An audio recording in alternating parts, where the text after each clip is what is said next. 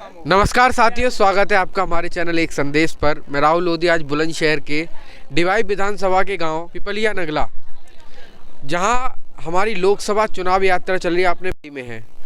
गांव-गांव जा रहे हैं लोकसभा चुनाव यात्रा को लेकर कि कैसा लग रहा है, कैसे मोदी जी ने विकास किया है, या गांव में विकास हुआ है या नहीं हुआ, या फिर केवल सरकार के ढोंग ढकोसले हैं। तो साथियों, हमारे साथ बहुत से लोग बैठे हैं, इनसे बातचीत करेंगे और जानेंगे कि गांव में क्या क्या विकास हुआ है। जो गोदलिए गांव में हैं उनमें विकास हुआ है या नहीं हुआ, जो प्रत्याशी हैं वो यहां पर आते हैं या नहीं आते, गांव में प्रधानमंत्री सड़क योजना के तहत कार्य हो रहे हैं या नहीं हो रहे। तो हमारे साथ बाबा जी हैं। क्या नाम है आपका? राधे श्याम जी।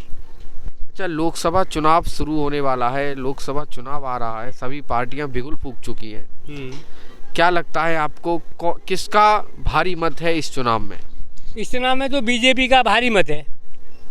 अब प्रत्याशियों के बारे में, सबके बारे में तो भी हमें पता नहीं है कौन प्रत्याशी खड़ा है कौन नहीं खड़ा है। अब आप आए हैं तो हम आपके अनुसार काम करेंगे, आपके अनुसार ही वोट देंगे और आपसे ही कहेंगे। वो आपका अधिकार है कि आप किसके अनुसार वोट देंगे, ये हमारा वो नहीं है कि हमारे अनुसार। ये आपका मताधिकार है कि आप किसे वोट देना चाह रहे हैं। बीजेपी को वोट देंगे। अब बीजेपी का प्रत्याशी कौन आए हमारे सामने, ये आगे की बात है। अच्छा, जैसे बीजेपी प्रधानमंत्री सड़क योजना के तहत क्या आपके गांव में सड़कें बन पाई हैं अभी तक? हमारे गांव में आधे में बन गई, आधा बना रह गया है। अच्छा, आधे में बन गई, क्या कारण रहा फिर उसका? आधे में बन गई, आधा नहीं बन पाया। अब ये तो कारण तो हम नहीं जान सकते हैं भैया, क्या कारण है। ये तो वही जाने आधे में क्यों बनवाया, आधे में पूरा क्यों नहीं किया। हमने तो बहुत कोशिश करी, हमारी तरफ बनाओ, दूसरी तरफ ले गए जो उनके आदमी थे। अच्छा, उनके आदमी थे, अब हम उन्हें नहीं चाहते, हम दूसरे आदमी को चाहते हैं कि हमारा भी कुछ बोलबाला हो जाए। अच्छा, हाँ। तो एक बात बताइए, जैसे आपने बताया गांव में विकास हुआ है, आधी सड़कें बनी है, आधी नहीं बन पाई, लेकिन हम रोजगार की बात करें, बेरोजगारी की बात करें, तो आपको क्या लगता है इस सरकार में बेरोजगारी बढ़ी है या घटी है? बेरोजगारी के बारे में तो हम इतना नहीं बता सकते हैं घटी या बढ़ी है, लेकिन हमारे घर में तो एक आध बच्चे की सरकारी नौकरी लग गई है, तो हमें तो अच्छा लग रहा है कि बीजेपी बढ़िया है। अच्छा, हाँ।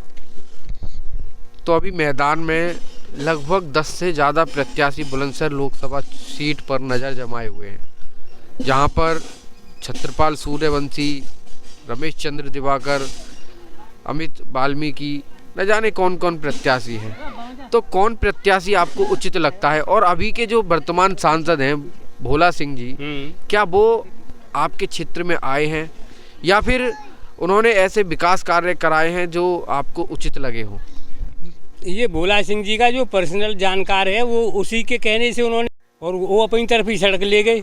उनके जानकार, हमारी तरफ कुछ भी नहीं किया। अच्छा, जो जानकार हैं, जो उनके पर्सनल आदमी है, केवल उन्हीं का काम हुआ? उन्हीं का काम हुआ है, हमारा कुछ भी नहीं हुआ भैया। हाँ। तो अब आपके अनुसार कौन प्रत्याशी अच्छा होना चाहिए इस एरिया में? जो हमें घोषणा देगी भैया, हम देखो सबके लिए एक साथ समझेंगे, और जो हम आधे गांव में कभी काम नहीं करेंगे, काम करेंगे तो पूरे गांव में करेंगे, सबका एक साथ करेंगे। देखिए, और भी के लिए करेंगे। और भी लोग हैं यहाँ पर हमारे साथ हैं। हाँ, बोलो। ये क्या कहने चाह रहे थे अभी? ना, मैं तो कुछ नहीं कह रहा था। अच्छा, अभी और भी लोग हैं। आपका क्या नाम है? योगेश कुमार। अच्छा, क्या चाहते हैं आप, किसकी सरकार होनी चाहिए? बीजेपी, फुल समर्थन है बीजेपी के। अच्छा, बीजेपी को क्यों समर्थन करते हैं आप बीजेपी? आप बताइए किस वजह से ना कर सकें, कौन सी वजह से ना करें? ना, अभी जैसे लोगों ने कहा है कि बीजेपी से के द्वारा जो सरकार चल रही है योगी में, वो पेपर लीक करा रही है, बहुत सारे मुद्दे हैं। आपको कौन सा ऐसा काम लगता है बीजेपी का जो बहुत अच्छा हो? सबसे बड़ी बात है कि ये हिंदुत्व के लिए काम कर रही है और हिंदू इसमें खुल के जी रहा है।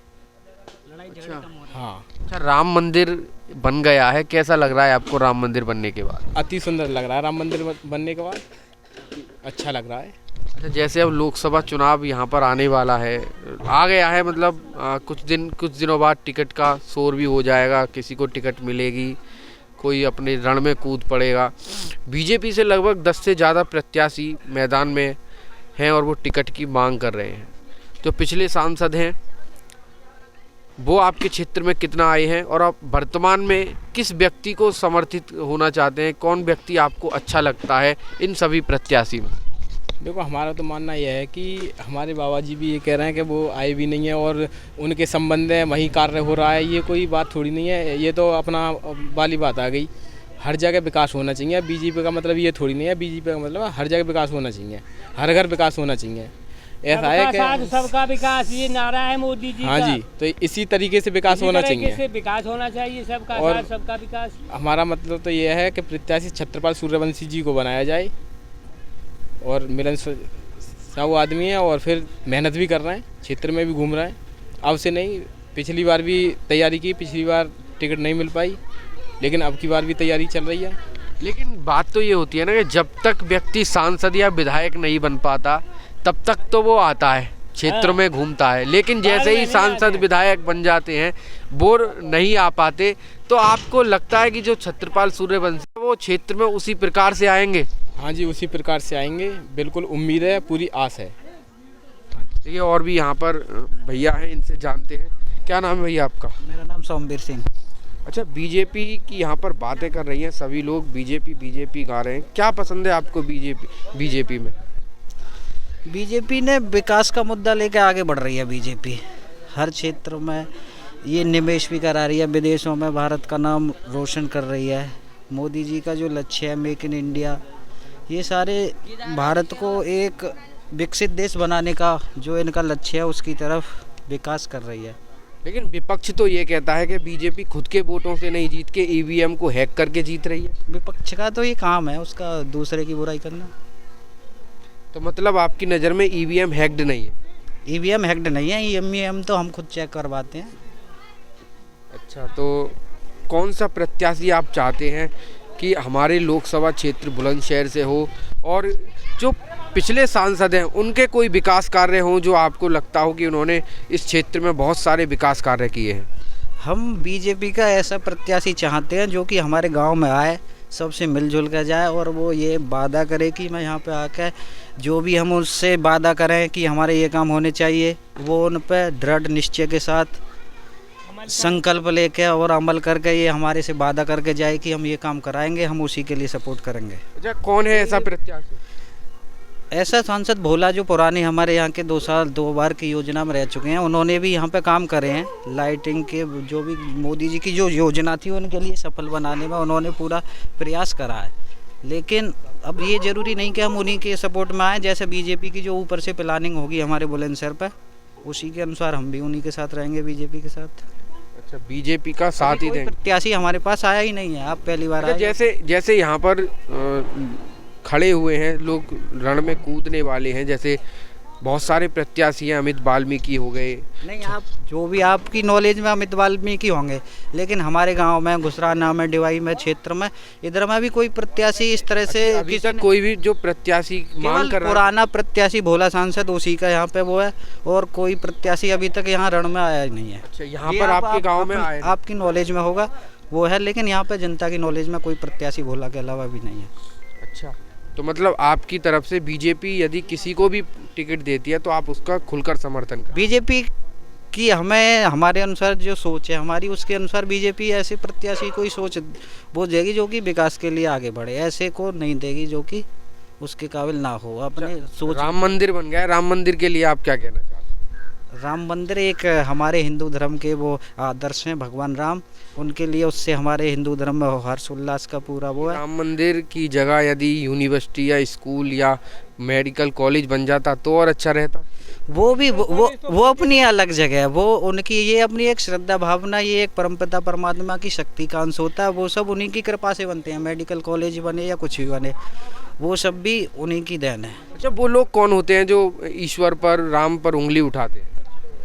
वो विपक्षी होते हैं, वो केवल राजनीति का मुद्दा है। वो भी भगवान को मानते हैं, लेकिन वो एक पर्सनली अपने विकास के उद्देश्य से केवल एक उंगली उठा के मुद्दे को भटकाने के लिए करते हैं। जैसे किसान आंदोलन चल रहा है इस समय, किसान आंदोलन, किसान जो है एमएसपी की गारंटी के लिए लड़ रहे हैं, संघर्ष कर रहे हैं।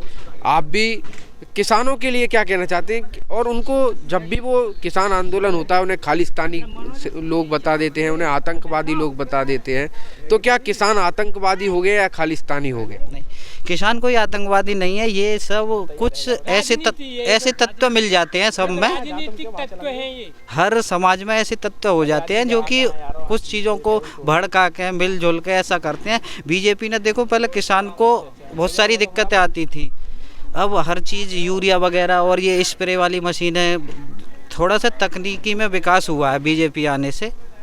बीजेपी ने किसानों के लिए काफ़ी योजनाएं बनाई है। सम्मान निधि योजना के फ्री कर दिया है सम्मान सिंचाई में। सम्मान निधि योजना जो चल रही है बीजेपी की, उससे 2000 रुपये हर किसान को मिलते हैं मंथली। अच्छा, मतलब कि 2000 रुपये की किस्त 3 मिलती हैं, एक साल में 6000 रुपये मिलते हैं, तो उससे किसानों के लिए तो फ़ायदा है। आपके हिसाब से किसानों को एमएसपी की गारंटी मिलनी चाहिए या नहीं मिलनी चाहिए? एमएसपी की गारंटी हो नहीं सकती है, मिलनी चाहिए वैसे। एमएसपी की गारंटी के लिए ये एक नेशनल लेवल पर मुद्दा है। इसके लिए हमारे लिए इतनी नॉलेज नहीं है, लेकिन एमएसपी एक निर्धारित मूल्य हो जाएगा तो वो हर किसान के लिए बेनिफिट होगा, लेकिन वो एक बड़ा मुद्दा है। उसके लिए ये बड़े लोग डिसाइड कर सकते हैं ना, इसके लिए। देखिए और भी लोग हैं यहाँ पर।